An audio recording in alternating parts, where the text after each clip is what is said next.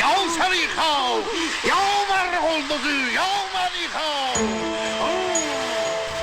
Əlində son model iPhone tutub milyonlarla işıq ilə uzaqlıqdakı qaz kütlələrindən həyat dərsi gözləyən modern insanın faciəsinə xoş gəlmisiniz. Bugün biz artıq kilsələrə və məscidlərə getmirik. Biz artıq kainata sifariş verir, kvant enerjisi ilə pul qazanmağa çalışır və babalarımızın günahlarını onlayn seanslarda təmizləyirik. Tanrı öldü, bəli. Amma onun boş qalan taxtına daha təhlükəli, daha bahalı və daha hiləgər bir yeni din əyləşib. Bu videoda biz rəqəmsal xurafatın pərdə arxasını və beyninizin necə istismar olunduğunu ifşa edirik. İnsanlıq min illər boyu qaranlıqdan qorxdu və o qaranlığı miflərlə, tanrılarla, rituallarla doldurdu. Lakin maarifçilik dövrü gəldikdə Immanuel Kantın Sapere Aude öz ağlından istifadə etməyə cəsarət et çağırışı intellektual bir inqilaba yol açdı. Elm təbiətin sirlərini bir-bir aşkar etdikcə tanrılar öz taxtlarından endirildi. Bertrand Russell'ın dediyi kimi, elm insanı kainatın mərkəzindən çıxarıb onu sonsuz bir boşluğun kənarındakı toz zərrəsinə çevirdi. Lakin bu azadlıq özü ilə ağır bir yük gətirdi. Ekzistensial, varlıqsal vakum. Təbiət boşluğu sevmir, insan psixikası isə heç sevmir. Sosial psixologiyada məşhur olan məna axtarışı nəzəriyyəsinə görə insan beyni hadisələr arasında səbəb-nəticə əlaqəsi qurmağa proqramlanıb. Əgər elm bizə kainatın xaotik və mənasız olduğunu deyirsə, beynimiz bu boşluğu doldurmaq üçün dərhal irrasional, yəni ağıldan kənar vasitələrə əl atır. Bugün ənənəvi dinlərin zəiflədiyi qərb cəmiyyətlərində və müasir şərqdə spiritualizmin partlayış yaşaması təsadüfi deyil. Bəzi insanlar nəyəsə inanmaq məcburiyyətindədir. Çünki mütləq şübhə dözülməz bir gərginlik yaradır. Psixolog Skinnerin göyərçinlər üzərində apardığı məşhur təcrübə modern insanın vəziyyətini mükəmməl izah edir. Skinner qəfəsdəki göyərçinlərə tamamilə təsadüfi vaxtlarda yem verirdi. Quşlar isə yemin gəlməsini öz hərəkətləri ilə əlaqələndirməyə başladılar. Biri qanadını çırpır, digəri dairə vururdu. Yemin gəlişi ilə öz hərəkətləri arasında heç bir faktiki əlaqə olmasa da quşlar bu ritualları davam etdirirdilər. Modern insan da eynidir. İqtisadi böhranların, pandemiyaların və qlobal qeyri-müəyyənliyin ortasında özünü çarəsiz hiss edən fərd kainata enerji göndərməklə və ya bürc şərhi oxumaqla Skinnerin göyərçinləri kimi saxta bir nəzarət hissi qazanmağa çalışır. Bugünün yeni dinləri artıq kilsələrdə deyil, estetik Instagram profillərində, bahalı şəxsi inkişaf seminarlarında təbliğ olunur. Kapitalizm müasir insanı tənha, rəqabətçi və daim çatışmazlıq içində saxlayır. Bu xroniki gərginlik fərdi müqəddəs bir çıxış yolu axtarmağa itələyir. Lakin bu çıxış yolu artıq mənəvi ucalıq deyil, fərdi rifah vəd edir. Yeni dinlər sizə dünyanı dəyişməyi deyil, dünyanı öz istəklərinizə uyğun manifest etməyi, yəni xəyal etməklə əldə etməyi təklif edir.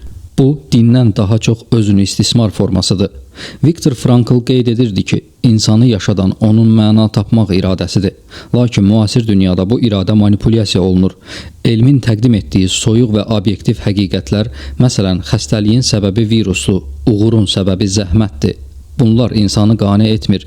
İnsan xərçəng oldum, çünki karmam çirklidir və ya kasıbam, çünki pul enerjim bloklanıb deməyi üstün tutur. Çünki bu izahlar nə qədər cəfəng olsa da hadisəyə mistik bir məna qatır və fərdi pasiv bir təsəlli zonasına çəkir. 1000 illər əvvəl quraqlıqdan qurtulmaq üçün qurban kəsən qədim insanla bugün işlərinin niyə tərs getdiyini anlamaq üçün smartfonunda ulduz falına baxan ofis işçisinin dəyişməyən tək tərəfi var. Nəzarət illüziyasına duyulan acılıq. Müasir dövrün ən kütləvi yeni dini olan astrologiya, elmin boşaltdığı kürsüyə əyləşən ən qədim saxtakarlıqdır. Bu sadəcə ulduzlara baxmaq deyil, bu modern insanın öz həyatındakı uğursuzluqları, xarakter qüsurlarını və strateji səhvlərini kainata buraxılan enerjiyə bağlayaraq vicdanını rahatlatmaq cəhdidir. Psixologiyada Barnum və ya Forer effekti kimi tanınan fenomen astrologiyanın can damarıdır. 1948-ci ildə psixoloq Bertram Forer tələbələrinə güya onların şəxsiyyətlərinə özəl hazırlanmış analizlər payladı. Tələbələrin demək olar ki, hamısı bu analizlərin onlara 100% uyğun gəldiyini bildirdi. Halbuki hamısına eyni, ümumi və hər kəsə şamil edilə bilən cümlələr verilmişdi. Astrologiyada eynisini edir. Siz bəzən çox ünsiyyətçil, bəzən isə içinizə qapanıqsız kimi cümlələrlə fərdə özünü xüsusi hiss etdirir. Bu elmi bir analiz deyil, insanın özünü təsdiqləmə ehtiyacının manipulyasiyasıdır. Mən toksik insanam, çünki əqrəb bürcüyəm və ya bugün işlərim alınmadı, çünki Merkuri geri gedir cümlələri müasir insanın sekulyar günah çıxarmasıdır. Klassik dinlərdəki qismət anlayışı burada ulduzların hərəkəti ilə əvəz olunur. Filosof Jean-Paul Sartre'ın pis inam konsepsiyası tam olaraq buna işarə edir. İnsan öz azadlığından və onun gətirdiyi ağır məsuliyyətdən qorxduğu üçün xarici amillərin, ulduzların və ya hansısa fövqəltəbii qüvvənin oyuncağı kimi təqdim edilir. Bu, intellektual bir təslimiyyətdir. İnsan öz səhvini ulduza yükləyəndə o səhvi düzəltmək öhdəliyindən də azad olur. Kopernik və Qaliley insanın kainatın mərkəzində olmadığını sübut edəndə, bu bəşəriyyətin narsist mənliyinə vurulan ən böyük zərbə idi. Astrologiya isə insana həmin itirilmiş taxtı geri verir. O iddia edir ki, milyonlarla işıq ili uzaqlıqdakı nəhəng qaz kütlələri və ya soyuq planetlər məhz sənin üçün bugün kiminlə tanış olacağını və ya maaşının artıb artmayacağını müəyyən etmək üçün hərəkət edir. Bu dəhşətli bir egosentrizmdir. Elm bizə kainatın bizim üçün yaradılmadığını deyir. Astrologiya isə pıçıldayır ki, bütün kainat sənin ətrafında fırlanır.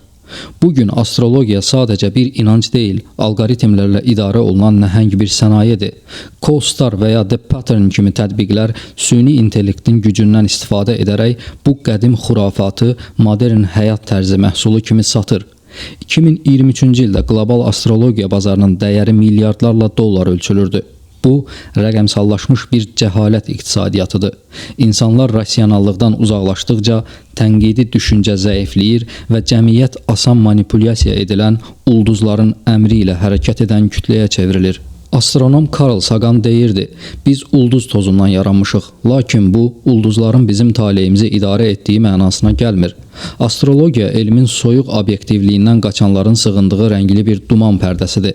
Lakin duman dağılanda həqiqət dəyişməz qalır. Taleyimiz ulduzların düzülüşündə deyil, öz qərarlarımızda, iradəmizdə və ağlımızdadır. Həyatın məsuliyyətini ulduzlara yükləmək, böyüməyi rədd edən uşağın davranışıdır. Modern insanın əsl qəhrəmanlığı isə göy üzündə bələdçi axtarmadan öz yolunu öz işığı ilə cızmağı bacarmasıdır. Müasir dövrün ən böyük intellektual cinayəti elmin ən mürəkkəb terminlərinin mistik fırıldaqçılığa qabıq edilməsidir.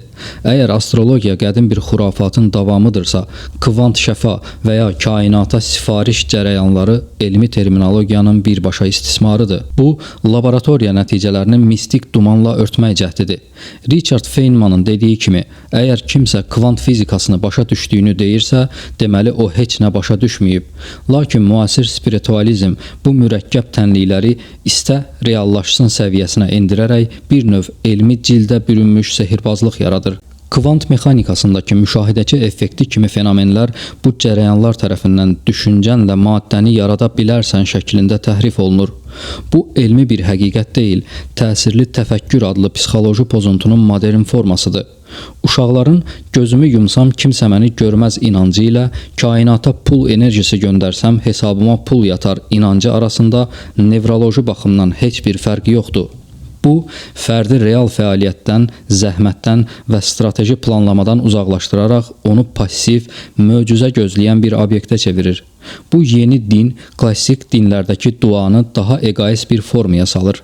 Artıq Tanrıdan xahiş edilmir, kainat bir onlayn mağaza kimi görülür və oradan sifariş verilir. Bu mistik bazarın ən təsirli alətlərindən biri də ailə düzümü və ya nəsil təmizliyi kimi proseslərdir. Burada elmi genetika və ya psixologiya terminləri, məsələn epigenetika götürülərək insanın bugünkü uğursuzluqları 7 arxa dönəninin günahlarına bağlanır. Bu, orta əsrlər kilsəsinin satdığı indulgensiya, cənnət qəbzi sənədlərinin tam olaraq 21-ci əsr versiyasıdır.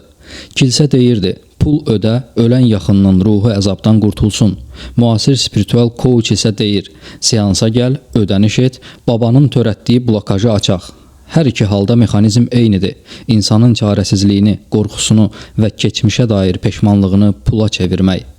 Nəfəs almaq bioloji bir ehtiyacdır. Lakin nəfəs coachluğu adı altında bu prosesə fövqəltəbii mənalar yüklənməsi modern insanın məna axtarışının nə qədər çarəsiz olduğunu göstərir. Psixologiyada kompulsiv rituallaşdırma adlanan vəziyyət burada özünü göstərir. İnsanlar terapevtik yardım almaq əvəzinə doğru nəfəs alaraq kainatla birləşəcəklərinə inanmağa meyillidirlər. Bu əslində bir növ plasebo effekti yaradır. Fərd müvəqqəti rahatlıq tapır, lakin problemin kökü sosial bərabərsizlik, iş stresi və ya psixoloji travma olduğu kimi qalır. Psixoloq Richard Wiseman şans faktoru təcrübəsində göstərdi ki, özünü şanslı hesab edən insanlar sadəcə fürsətlərə daha açıq olan və daha çox cəhd edən insanlardır. Kainat mənə kömək edir deyənlərin uğuru onların enerji göndərməsi deyil. Bu, inancın verdiyi müvəqqəti özünə inamla daha çox risk almalarıdır. Lakin bu risk uğursuzluqla nəticələnəndə sistem yenə fərdi günahlandırır. Deməli, kifayət qədər ürəkdən istəməmisən və ya enerjin hələ də çirklidir. Bu, qurbanı günahlandıran ən amansız ideologiyadır. İnsanlığın 1000 illik səyahəti qaranlıqdan qorxan bir uşağın hekayəsinə bənzəyir. Biz hələ də o uşağın qorxularını daşıyırıq. Lakin fərq ondadır ki, artıq əlimizdə ağıl adlı ən güclü fənər var. Modern dövrün yeni dinləri ulduz fallarından kvant pıçıltılarına qədər bizə həmin fənəri söndürməyi və xəyalların rəngli dumanında azmağı vəd edir. Onlar deyirlər ki, həqiqət çox ağırdır, gəl sənə şirin bir yalan sataq. Lakin biz unuduruq ki, ulduzlar bizə yol göstərmək üçün deyil, öz fizika qanunları ilə yanmaq üçün oradadılar. Kainatın bizə nə bir borcu, nə də bir qəsdi var. O sadəcə var. Bizim əsl mənəvi ucalığımız isə heç bir mistik qüvvəyə sığınmadan bu nəhəng boşluğun içində öz mənamızı özümüzün yaratmağıdır. Filosof Friedrich Nietzsche'nin dediyi kimi, dünya kifayət qədər dərindir, hər şeyi mistikləşdirməyə ehtiyac yoxdur. Bugün ağlını istifadə etməyə cəsarət etmək hər hansı bir spiritual seansdan daha çox cəsarət tələb edir. Çünki bu həm də öz səhvlərimizlə, uğursuzluqlarımızla və ölümün qaçılmazlığı ilə göz-gözə gəlmək deməkdir. Amma yalnız bu cəsarət bizi həqiqi mənada azad edə bilər. Aldadıcı bir rahatlıqdansa dürüst bir narahatlığı seçmək yetkinliyin ilk addımıdır. Gəlin ulduzlara taleyimizi oxumaq üçün deyil, kainatın möhtəşəmliyini anlamaq üçün baxaq. Enerjimizi kainata sifariş göndərməyə deyil, dünyanı daha ədalətli və rasional bir yerə çevirməyə sərf edək. Unutmayın ki, qaranlığı dağıdan ən güclü işıq kənardan gələn bir möcüzə deyil, sizin sorğulayan ağlınızdır. Həqiqətin yolunda, ağlın işığında qalmağınız diləyi ilə. Bu mövzuda bizimlə bura qədər gəldiyiniz və videonu sona qədər izlədiyiniz üçün təşəkkürlər.